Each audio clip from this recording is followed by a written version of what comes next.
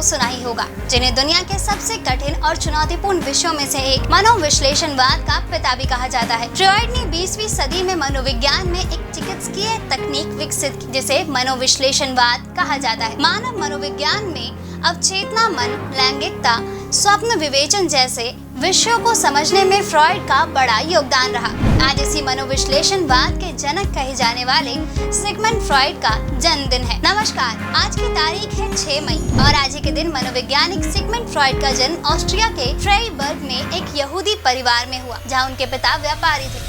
बाद में उनका पूरा परिवार वियना में आ गया, जहां उनकी प्रारंभिक शिक्षा पूरी हुई और उन्होंने वियना यूनिवर्सिटी में ही चिकित्सा की पढ़ाई भी पूरी की। फिर साल 1885 में वह पेरिस गए और अगले साल वियना में लौटकर अपनी मस्तिष्क और तंत्रिका विकार के विशेषज्ञ के तौर पर प्रैक्टिस शुरू की। फ्रॉइड ने ही अचेतन मन की आधुनिक वैज्ञानिक परिभाषा दी, जिसमें उन्होंने अंतर्मन के संघर्ष में सेक्स और आक्रामक आवेश की भूमिका के सिद्धांत को अच्छी तरह समझाया। इसके बाद उन्होंने खुद पर ही गहराई से विश्लेषण किया, लेकिन उन्हें सबसे पहले प्रसिद्धि उनकी किताब द इंटरप्रिटेशन ऑफ ड्रीम से मिली। इस किताब में उन्होंने सपनों का विश्लेषण अचेतन इच्छाओं और अनुभवों के आधार पर किया था। इसके बाद साल 1902 से 1938 तक फ्रॉइड ने वियना यूनिवर्सिटी में न्यूरोपैथोलॉजी के प्रोफेसर के तौर पर काम किया, लेकिन फ्रॉइड को अपने सिद्धांतों और धारणाओं के लिए कई विरोध भी झेलने पड़े। चिकित्सा जनक उनकी कही गई कई बातों से असहमत ही रहा। उनके दौर में कार्ल जुंग जैसे बहुत से मनोविशेषज्ञ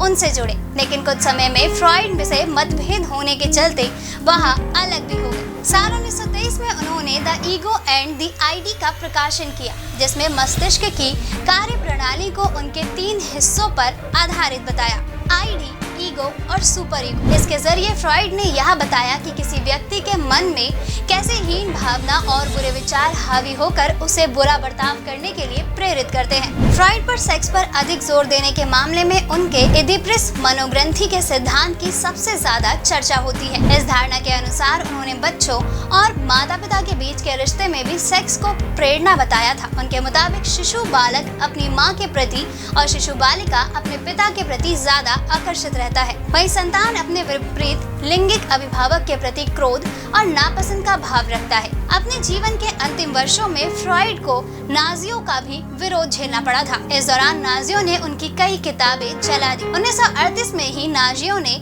जैसे ही ऑस्ट्रिया पे कब्जा किया, फ्रॉइड ने वियना छोड़ दिया और अपनी पत्नी और बेटी एना के साथ लंदन चले गए। उन्हें साल 1923 में मुंह के कैंसर की बीमारी हो गई, जिसके लिए उनके 30 से अधिक ऑपरेशन हुए।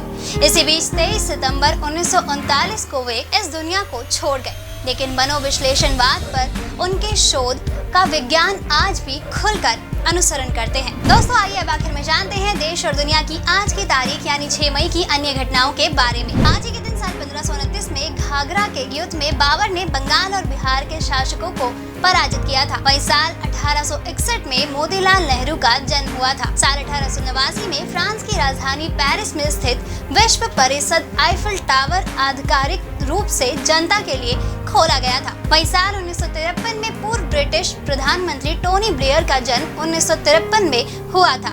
आज के दिन साल 1976 में इटली में आए भूकंप से कई लोगों की मौत हुई। भूकंप के झटके 3 बार महसूस किए गए। इसमें सबसे ताकतवर 6.5 तीव्रता का था। वहीं साल 1998 में एप्पल का पहला iMac लॉन्च हुआ। साल 2002 में स्पेस एक्स की शुरुआत हुई थी। वहीं साल 2007 में फ्रांस के राष्ट्रपति चुनाव में निकोलस सरकोजी जीते थे। आज के दिन साल 2008 में 26/11 हमले के दोषी आतंकी कसाब को फांसी की सजा सुनाई गई थी। दोस्तों, अगर आपको हमारा ये वीडियो पसंद आया हो तो इसे अपने दोस्तों के साथ भी जरूर शेयर करें और अगर आपके पास हमारे लिए कोई भी सवाल हो तो उसे कमेंट में लिख के हमें जरूर बताएं। जल्द ही आपसे फिर मुलाकात होगी एक नई वीडियो पे एक नए एपिसोड के साथ। तब तक के लिए नमस्कार।